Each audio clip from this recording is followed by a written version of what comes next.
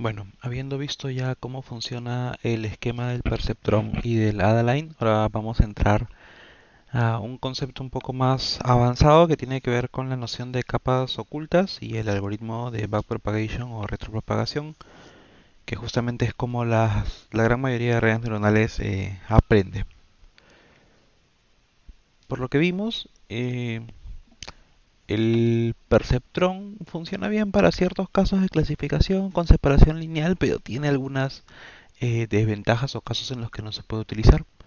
El Adaline puede cubrir muchos de esos casos, puede mejorar alguna de las, no fallas, pero limitaciones del perceptrón, pero igual aún hay algunos problemas que no pueden ser atacados por ninguno de los esquemas. Por ejemplo, imagínense, recordar un poco el tema de conjuntos, ¿ya? Imagínense que queremos trabajar o predecir analizar con redes neuronales el comportamiento de este gráfico, que son un diagrama de Venn de dos conjuntos A y B, y queremos analizar la zona pintada en rojo, que no es la unión, no es la intersección, sino, digamos, es un extraño complemento a ellas. En realidad esta es una función muy especial, que es la XOR, que es la que está acá, que básicamente la podemos entender como estas combinaciones, ¿no? A, B, 0, 1, o sea, si un elemento pertenece o no a A y B, y el XOR tiene estas acá. Cuando ambos son iguales, es 0, o sea, cuando está en la intersección es 0, y cuando son diferentes es 1. O sea, esta es una función que marca 1 cuando la data pertenece solamente a uno de los conjuntos, ¿no? Que vendría a ser justamente este extraño complemento de la intersección, sin considerar lo que queda por fuera, ¿no? O sea, este espacio por fuera, que sería el 0, 0, no pinta. Este espacio de intersección, que sería 1, 1, no pinta. Solamente estos complementos son los que van a estar pintados. ¿Cómo plantear esto en redes neuronales? En realidad sería algo así, ¿no? Si lo graficamos, 0, 1, 0, 1, pintamos las coordenadas del eje A, del eje B y pintamos los colores. Si empezamos a analizar esto, empezamos a trabajar redes de perceptrón o redes tipo Adaline, va a ser imposible poder dividir correctamente estas clases. No tienen separabilidad lineal y cuando queremos correr un modelo de Adaline nunca vamos a poder bajar el nivel de error.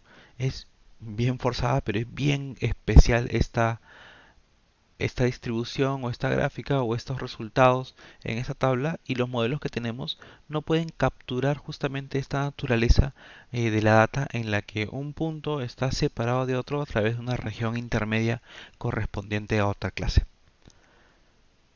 En muchas situaciones como este tipo no podemos utilizar directamente Perceptron o Adaline porque no hay una relación directa o tan simple entre las entradas y el target. Podemos usar nuestra red neuronal de siempre. Lo que puede ocurrirnos muchas veces es que intentamos usar una red neuronal como la que venimos trabajando, pero no logramos capturar correctamente todo lo que ocurre en la data. Algo se nos escapa.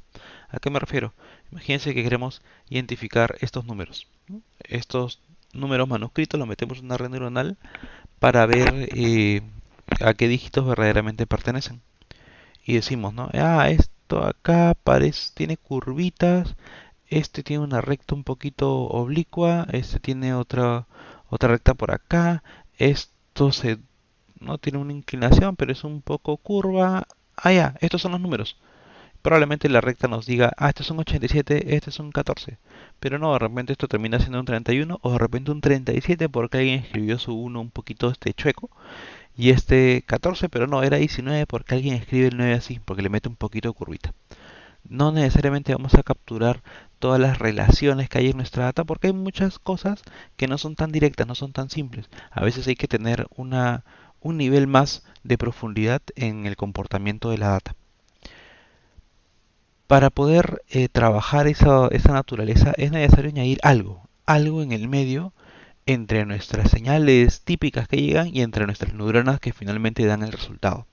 Este algo en el medio, estas relaciones intermedias, lo que deberían hacer es tratar de capturar todas estas interacciones que se nos escapan en un esquema simple de Perceptron o Adaline.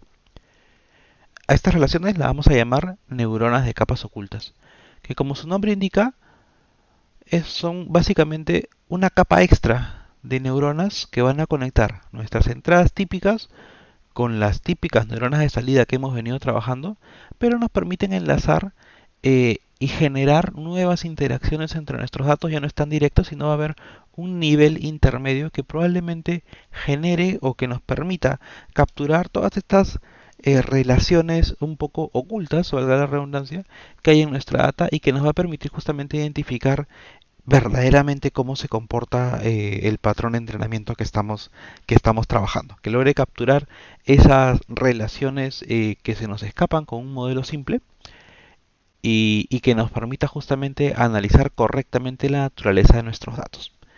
Estas neuronas de capas ocultas en realidad eh, son muy importantes porque si no sería imposible de verdad lograr aprender relaciones más realistas. ¿Ok? Ahora, el tema en estas capas ocultas para el analista es que no hay una regla exacta para saber dos cosas. ¿Cuántas capas utilizar? ¿No? Porque puedo tener una capa, dos capas, tres capas, cuatro capas, 100 capas ocultas. ¿Y cuántas neuronas colocar en cada una de las capas?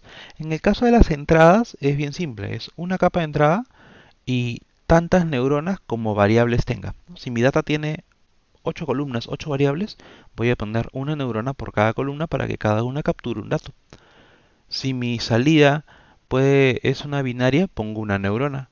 Si mi salida toma diferentes valores, puedo tener diferentes neuronas de salida y cada una va a capturar la naturaleza de alguna de estas salidas, depende de lo que yo quiera simular o lo que quiera predecir. El tema de la capa oculta es que no hay una regla exacta para saber cuántas capas ocultas tener ni cuántas neuronas colocar por capa oculta, pero hay algunos lineamientos. Por ejemplo, la cantidad de capas. El número de capas va a depender de la complejidad del modelo. La mayoría de los modelos prácticos, empresariales, cosas que ustedes vean en el día a día, no tan complicadas obviamente, se suelen resolver con una sola capa oculta. Más de dos capas ocultas son casos bien específicos o ya muy avanzados que van a requerir también un nivel computacional muy fuerte, porque mientras más capas se usen, va a ser mucho más lento el proceso de aprendizaje. Vean la estructura. La cantidad de relaciones que hay se multiplica prácticamente, porque cada una de las neuronas de la capa oculta tiene que recibir señales de la capa de entrada y tiene que emitir señales a las siguientes capas. ¿Cómo saber cuántas neuronas colocar en las capas ocultas? En realidad el uso o la cantidad de neuronas que vayamos a colocar va a incrementar el tiempo de aprendizaje, obviamente. No hay una regla también universal, hay algunas recomendaciones, por ejemplo, usar una fórmula, digamos, de pirámide geométrica. Básicamente la capa grande de entrada, probablemente la de salida y hacer como un triangulito, ¿no? Con esta fórmula de acá. La cantidad de neuronas en el hidden, ¿no? La capa oculta es igual a la raíz de la cantidad de neuronas de entrada por la cantidad de salidas, ¿no? Una media un intermedio entre esos dos. También te recomiendan, ¿no? Si vas a usar dos capas ocultas, en este caso la capa uno y la capa 2, la primera capa oculta, cuando C vale uno, capa oculta, utilizar esta fórmula acá. Cuando la capa oculta valga 2, la segunda capa oculta, utilizar esta fórmula de acá, por ejemplo. En realidad va a depender de lo que ustedes deseen colocar. ¿Qué se recomienda? De repente vale la pena comenzar con una cantidad pequeña de neuronas de capas ocultas y ver si verdaderamente se llega a un error adecuado. Si se llega a un error decente, aceptable, ahí nos detenemos. Si no, podemos probar añadir algunas neuronas más de capas ocultas, sabiendo de que va a implicar mucho más tiempo cada vez el procesamiento. ¿Ok? Ahora, con esa idea entramos a la parte, al corazón verdadero de la clase, que es cómo aprenden o cómo corrige los pesos una red neuronal con capas ocultas. Cuando es una red simple, en que tenemos entradas y salidas, la corrección es relativamente directa, porque sabemos en la última capa qué tanto nos equivocamos y los pesos pueden ser ajustados con una proporción, con una tasa de aprendizaje, de acuerdo a cómo queremos variar este error.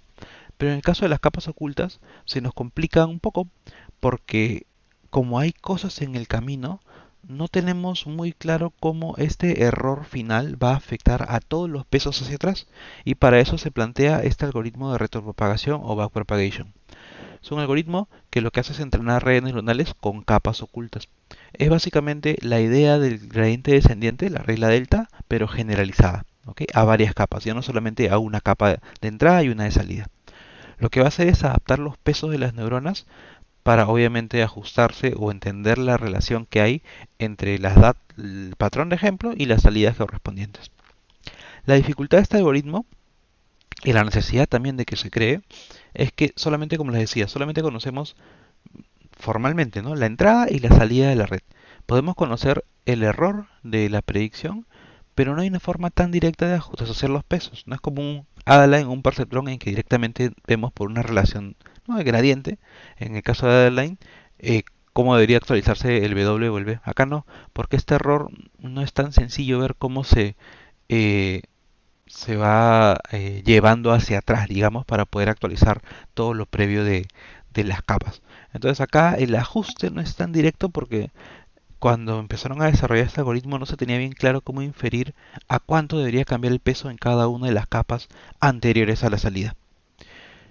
¿Cómo trabaja este algoritmo? Básicamente en dos etapas, dos fases. Una primera fase de propagación, o feed forward, que lo que va a hacer es colocar un patrón de entrada en la red, aplicar hacia adelante, ¿no? Es el estímulo de ese patrón de entrada y propagar la señal a través de todas las capas hasta generar la salida. Básicamente es la función de propagación, la función de activación de cada neurona hacia la capa siguiente, de la siguiente, de la siguiente, de la siguiente, hasta llegar a la salida. Luego vamos a comparar el resultado de la salida, la predicción, contra el target. Y vamos a calcular un error. Un error por cada neurona de salida que tengamos, porque podemos tener muchas neuronas de salida. La segunda fase es la de retroalimentación o feedback, que es la que le da el nombre de backpropagation. Lo que vamos a hacer es estos errores que hemos calculado en la capa final, los vamos a tirar hacia atrás, los vamos a transmitir hacia atrás en orden inverso. Vamos a comenzar por las capas de salida, la última capa oculta, la anterior oculta, hasta llegar a la primera oculta, para poder asumir de que un porcentaje o una porción del error va a ir cayendo hacia atrás y nos va a permitir de alguna forma ajustar los pesos para que puedan asumir ese error del cual son responsables, digámoslo así. Entonces vamos a ver la primera fase, ¿ok? La fase hacia adelante. Vamos a comenzar nuestro entrenamiento presentando un patrón que vamos a llamar P, que tiene n componentes o variables de entrada, que ya conocemos, ¿no? Un vector x1, x2 hasta xn. Cuando presentemos este patrón a nuestra red, se va a producir una señal neta en cada neurona, que vendría a ser el potencial postsináptico. Acá por nomenclatura yo le pongo neta.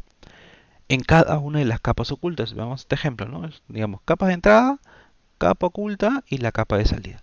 En cada una de las capas ocultas ¿no?, van a llegar las señales de las variables de entrada, y en cada una de estas neuronas de la capa oculta vamos a tener una señal neta, que vendría a ser la función de propagación, que está conocida por nomenclatura o porque es capa oculta, una neurona de capa oculta. Entonces en la jésima neurona de la capa oculta, la señal que se va a propagar en esas neuronas viene dado por esta forma de acá. Esto de acá es la señal de entrada, xi. Esto de acá es el peso que corresponde, vean la nomenclatura, ¿no?, que une el componente i de la entrada con la neurona j de la capa oculta, porque es no capa i, capa j, capa k. El componente i de la capa de entrada con la neurona j de la capa oculta. Por ejemplo, W11 sería este peso de acá. W21 sería este peso de acá abajo. Cambia un poco la nomenclatura por si acaso, ¿ya? Siempre es de en qué neurona de la capa oculta y de qué neurona proviene. Este es obviamente el componente del patrón que corresponde, que hemos metido a nuestro entrenamiento, y este es el sesgo, ¿no?, el sesgo de la propia neurona de la capa oculta. Cada neurona también puede tener su sesgo, como en cualquier red. Cada una de las neuronas ha tenido este potencial postsináptico, esta señal neta, y lo que vamos a hacer es aplicar una función de activación. Acuérdense que puede ser sigmoidal, tangente hiperbólica, etcétera, etcétera. Esta activación, que es de la capa oculta, es básicamente una función aplicada a la señal neta. La función de activación, vamos a llamarla FO de la capa oculta. Una vez que hemos generado esta función de activación y generamos una señal para la capa de salida, vamos a tener que en las neuronas de salida va a haber nuevamente un potencial postsináptico. Va a haber una señal neta que van a recibir las neuronas de salida. Porque esta neurona de salida va a recibir la señal de activación de la oculta de arriba y la señal de activación de la oculta de abajo. Esta neurona de salida va a recibir la señal de activación de la neurona oculta de arriba y la señal de activación de la neurona oculta de abajo. ¿Cuál va a ser la fórmula? Va a ser esto de acá. La señal neta de salida va a ser el peso que une la neurona J de la capa oculta con la neurona K de la capa de salida. Para no confundirnos W, acá le hemos puesto B chica. Pero es la misma idea, es un peso de la capa de salida, S de salida, y la neurona K de la capa de salida y la J décima neurona de la capa oculta. ¿Qué es A sub 0? Recordando, es la salida de la neurona J de la capa oculta, ¿no? Es la función de activación aplicada sobre la señal neta de la capa oculta, el A de la capa oculta. Y esto acá es el sesgo de la neurona de salida. Entonces tenemos que esta finalmente es la señal de el potencial postsináptico, digamos así, de la neurona de salida. Igual, vamos a producir una salida final o un output final que básicamente es una función de activación de la capa de salida sobre esta señal neta. Fs es la función de activación de las neuronas de la capa de salida y lo que vamos a hacer es comparar cada una de estas salidas, que son estas ASK. ASK es la salida final de la neurona K de la última capa, obviamente la capa de salida. Vamos a comparar y vamos a evaluar qué tan cercana está esta salida respecto al target correspondiente al patrón. Y vamos a calcular un error. El error lo vamos a llamar así ya, delta de K. Delta de K es el error en la neurona K de la capa de salida y se calcula como la diferencia del target, que lo conocemos, menos este valor A.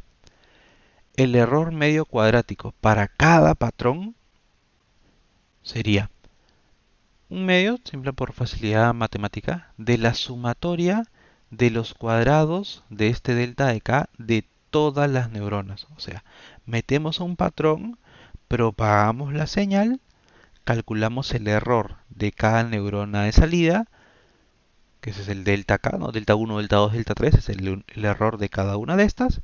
Y podemos también elevar al cuadrado los errores, sumarlos, dividirlos entre un medio y tenemos el error cuadrático medio para cada patrón. Este proceso se va a repetir para todos los patrones del entrenamiento. ¿Ok? La época la vamos a llamar R. Acuérdense, la época es el conjunto de todos los patrones de entrenamiento. Si tenemos 10 patrones de entrenamiento, hacemos esto 10 veces. Y computamos el error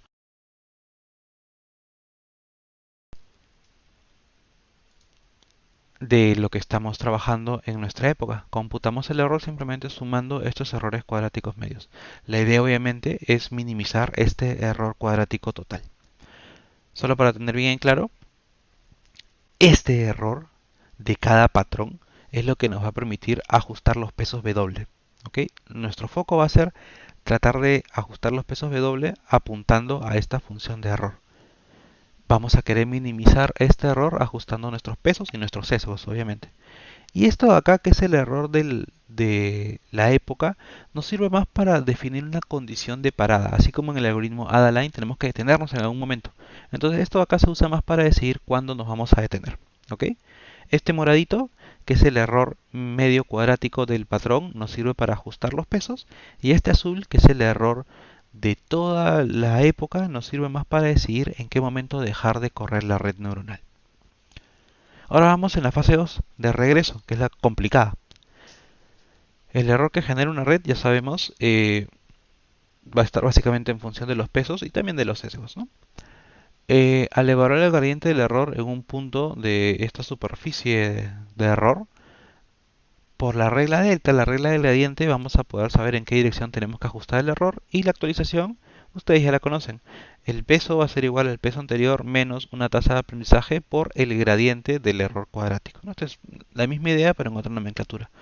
Nuevamente acuérdense, el gradiente es la derivada de una función, en este caso el error cuadrático, respecto a cada uno de sus parámetros. La tasa de aprendizaje suele oscilar entre 0.05 y 0.75 y este es el gradiente del error medio cuadrático. Entonces, ¿cómo comenzamos? Ahora vamos del final hacia adelante. El gradiente sabemos que es la derivada del error respecto a todos los pesos de la red.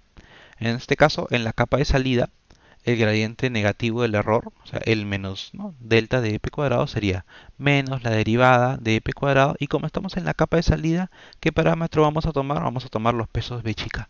Los pesos b chica de la neurona de salida K proveniente de la neurona oculta J. Sería la derivada respecto a b de la función, y el error medio cuadrático es t menos as al cuadrado por un medio.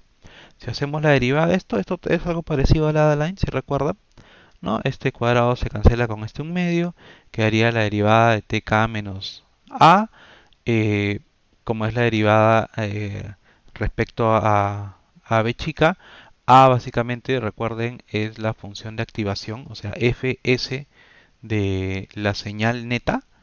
Me estoy salteando acá algunos pasos, obviamente, ¿no? Es fs de la señal neta, sería el fs de la sumatoria de b chica por el neto de por las señales recibidas, perdón, por el A0, A01 más b chica por el A02, etcétera, etcétera. Derivamos todo eso y llegamos a esta función de acá, que nuevamente es similar a lo que vimos en el ADN, solamente con la nomenclatura propia que estamos trabajando. Vamos a llamar a esto de acá sensitividad de la capa de salida. ¿Ok? Este delta con un S arriba, ya no delta seca, sino delta con un S arriba, es la sensitividad de la capa de salida.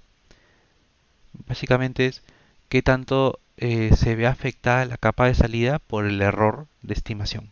Es como que qué tanta responsabilidad tiene la capa de salida sobre el error de estimación, que es el error por la derivada evaluada en la señal neta de esa neurona por el A0, que es la señal que recibió de la neurona oculta. Ahora, ya que conocemos el error de la capa de salida, que es el error directamente, y qué tan responsable es la capa de salida, ahora vamos a ir un paso atrás. Siempre lo que queremos hacer es minimizar el error respecto, en este caso ahora, a los pesos que unen la capa de entrada con la capa oculta. Ya hicimos el trabajo de derivar el error respecto a los pesos que une la capa oculta con la capa de salida. Ahora nos falta derivar el error y saber cómo ajustar el error respecto a los pesos de la capa que une a entrada con oculta, que es esta expresión de acá. La llevamos de esta forma y si resolvemos esta derivada vamos a obtener todo este valor de acá. ¿Qué es lo que tenemos? Una sensitividad de la capa oculta, que básicamente es qué tan responsable del error propagado es la capa oculta. Y se dan cuenta, como la capa oculta recibe muchas señales y a su vez genera muchas señales, es responsable de otro pedazo muy específico del error, que viene dado por esto de acá. El error por el peso que tiene la capa oculta respecto a la salida, por la derivada de la señal que termina recibiendo o neteando la capa de salida, y sumatoria porque obviamente voy a tener muchas conexiones hacia el final. Esa es la responsabilidad que tengo del error por la derivada de la señal que he recibido previamente. Si queremos simplificarlo, la capa de salida es responsable únicamente de lo que publica.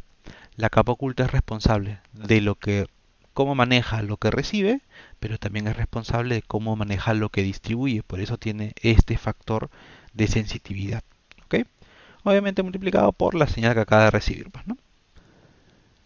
Una vez que encontramos todos estas sensitividades, lo que vamos a hacer es simplemente ajustar con las fórmulas que también veíamos en Adaline, ¿no? Si se acuerdan, los pesos es el peso original más el aprendizaje, porque el menos uno con el negativo se cancelan, por, en este caso, la sensitividad, por la señal que han recibido.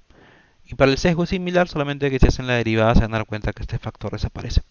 Entonces, en las capas de salida, la actualización de estos pesos entre oculta y salida, esto acá que estoy señalando, viene dado por estas fórmulas de acá. El el valor original más la tasa de aprendizaje por la sensitividad, que es la responsabilidad en el error, por la señal neta que están recibiendo.